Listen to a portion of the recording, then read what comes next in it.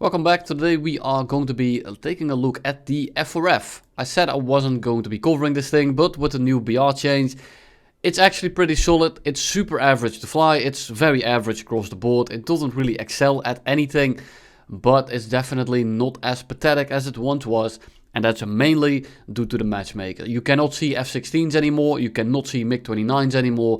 And you will only run into F-14s when it's a full up tier, which means that there is a maximum of 4 of them in the enemy team, which isn't too bad. Sure, they are still going to be absolutely kicking you around, but at least there's not 8 of them anymore.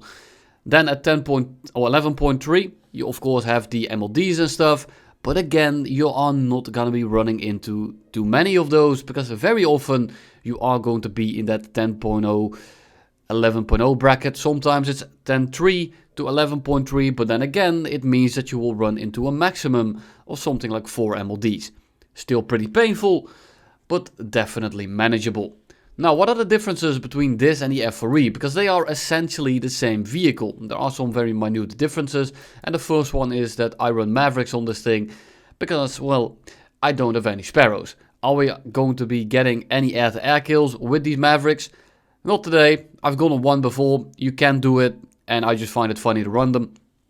And at the start of the game, you can use them to shoot pillboxes, maybe a tank, or just get some extra RP and some extra SL, and drain the ticket just a tiny amount in your favor. What are the real flight performance differences between this and the F4E? It's pretty minute. This thing is gonna be slightly lighter on the same fuel load. This is of course hardly relevant because no one runs full tank on these things anymore. You don't have real advantages in the F4E or the F4F, so you want to create your own advantage by running min fuel for some people and 20 for a lot of other people. And this means that the F4F is just a worse version of the F4E. Sure, you don't have to carry the Sparrows around, so that's going to make you a little bit lighter, but with the new jettison feature, if he needs to, he can simply just dump it off, and guess what? He is now lighter than you. So there is no real advantage here. It's definitely flyable, but it's still not gonna be winning any rewards. Before we get started today, thank you to all my YouTube members as well as my Patreons and everyone looking to get this decal to put on the vehicle. You can do so with the discount code down in the description. So how are we going to be flying this thing? Well, you want to somewhat stick with your team. It of course depends a bit on your matchmaker. At 10.3 you laugh at basically the entire match. When you are at a slightly higher tier, you only have AIM-9Js, which aren't the best. They are okay, but they're just not that great. And then you have the Vulcan for head-ons, and head-ons are extremely important when it comes to top tier, and we all know this. The issue is that they can dodge it very easily. All you have to do is simply fly out of the way. And this goes for missiles as well, just fly out of the way. But the thing is, Vulcan rounds don't have a heat-seeking function. Sometimes it definitely feels like it, especially with the absolutely terrible desync that this game has. But trust me, the rounds should mostly sometimes go straight out of the barrel. So very often you will find yourself getting kills with the Vulcan. Luckily, most of your enemies are not that great and are not paying that much attention. And it looks like, and this is just one of my theories, it feels like everyone is just waiting for the missile to come off the reel, and when you just shoot the Vulcan, they just fly into it. They just do not care. You're gonna be seeing that a lot today. People just fly into these rounds, they don't even bother dodging them. And I feel like if I don't shoot a missile, they just don't react to it. They don't even see it anymore. And I do have to admit, on snow maps in particular, you can't really see these rounds that well. But still, people stick these head-ons so long, they get so close to you, and they are just asking to die. But you can see, the second I get into a head-on and the enemy is actually paying attention, he's actually trying to dodge us, guess what? We're not gonna be accomplishing much. And the flying like this, of course, it becomes a little bit of a different story. Thank you for bombing, gets me another kill. And this is how I mostly approach my games. I just go straight in, I lock onto a pillbox, I just try to lock it up. There it goes. I don't have to keep lock on this. I can just let it fly. It will do its own thing. And I will just look where the least amount of people are. You can see that I'm also turning my radar off quite often. And this is because I don't have radar missiles anyway, and I don't really need to spot people. All it does is warn people with the RWR, and I want to be as sneaky as I can, because, well, I don't have real advantages, so having the element of surprise is definitely welcome. So I like to just go in, shoot a missile off. I noticed that there were some people high, some people flying straight in, and I wasn't really feeling it. So I just went straight to the side and re-merged into the middle of the furball. And a lot of you guys ask me, where do you go at the start of the match? Well, it depends a lot on what the enemy is doing. So I don't want to show you me going to the left, or me going to the right, or me deciding to climb straight up and over the enemy. It depends on a lot of factors, so I kind of like to just see what feels right, and mostly it's correct. General guideline is in top tier, everyone goes to the left, try to somewhat stick with your team. And as a second metric to this, I like to just not show people where I am going. Why? Because when you see me in game, I like to at least have some tricks up my sleeve, so I'll keep some things silent for now. But we go straight in, we missile the F5, A10 comes head on, he pulls in way too late. And I mean, let's be honest, he's too slow, he's not going to be dodging. Go for the F4E, don't have nearly enough lead, he's going way too quick. Now we go head on with the F8. And it's just, this is what I meant. The gameplay of this thing is extremely still. And that's mainly because it doesn't have real advantages. So you just have to fly this thing as the most generic top tier plane that you have ever seen. Which makes it kind of boring to fly. I'm not a big fan of it. It's definitely not bad and you can make it work. But I just don't enjoy it. I've also flown too many Phantoms in this game already. Which definitely isn't helping my case. F4E here is going pretty slow. I was gonna shoot an AIM-9J at him, but he's pulling into us, he sees us. It's very big probability that he's just gonna flare it anyway, so I'm just gonna keep my missile, go for guns, miss my shots, and now be depressed about it for the next 6 weeks. But at least nothing bad happened yet. The F4E comes back here, and it depends a bit on his fuel load. Depends on what he is running.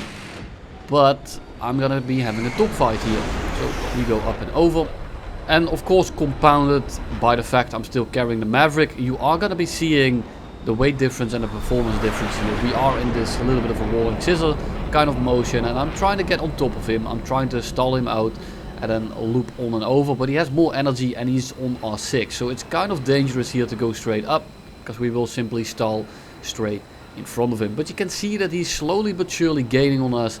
I'm gonna switch on over to dump the Maverick now, but it's a little bit too late, and you can see that he's gaining a lot of angle very quickly.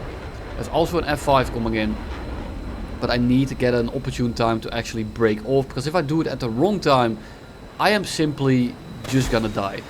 I don't want this guy directly on my 6, he goes vertical after us, perfect setup, and then we dive out and we simply fly away. It's an F5C luckily, not an F5E, and we just leg it, we just fly away. This is not a winnable fight. The F5C luckily, it's only an F5C, and by the time he turns around, I should have the ability to simply just outrun him. Now the F4E is actually shooting missiles at us, and we're not going particularly quick, so I'm actually going to be flaring. Normally at a 2.5 to 3 kilometers, I'm not too worried about it, but we are not going very quickly. And I had a feeling that missile was going to reach us, and you could hear it fly by, I think. At least I think that's what it was. So it's a good thing we flared. And even if we didn't, better safe than sorry. We still have 21 left now. And there's only 2 guys on the 6, and one of them doesn't even have that good of a missile set. So we shouldn't worry about it too much. And then the Mirage comes in from the left here, so I'm just gonna bait this guy up. I want this Mirage to get an easy time, so I keep this guy straight and then I turn out of the Mirage. And I do this to give the Mirage a better footing on the guy's 6. But he really wants to kill me. We dodge his guns and we simply pull straight into him because we are going a little bit slower than him. We go for the shot, we get a crit. Mirage misses, but it doesn't really matter because this guy is now completely crippled. And guess what? There's 2 guys riding his ass. We have a very low amount of fuel left, but considering the behavior of that F5, I think he didn't have much left either. The thing is, he's flying away and there's another one coming in. So I'm kind of forced to take it now because I'm not going to be camping the airfield. So I'm going to try to win this fight as early on as possible. I'm very light now with 2 minutes of fuel. So I should be able to hang with him somewhat, but again, as I said, people just don't pay attention to guns being shot in the head on. It's kind of comical how easily people just fly into your rounds, but you know, it is what it is. So we shoot a Maverick off, same story as before. We go back to the left, never go to the right side if you are in the middle of the map. Especially if you are spotted, because you are simply going to get absolutely swamped, and I do not recommend it. So we shoot the missile off, the Maverick, and then we just go to the left again, and I notice that there is some guys on this left hand side. I see an F5C, he's being spotted by the Harrier I think, and I'm trying to get a Maverick lock on. It's not working, it's not allowing me, so I'm just gonna go for guns, straight on top, get a crit, and we move on to the next guy. And the A4Es as well as the A10s I'm not too worried about, other than, well, if I give them direct 6. And in these head-ons I have flares, they're gonna accomplish basically nothing. A10 is way too slow, he just goes side on. And then the A6E, well, he doesn't have guns, so he can't actually shoot us. A10 then goes down just the same way, and that's 2 kills in the first merge of the match. Be careful, however, because there are a lot of missiles in the air.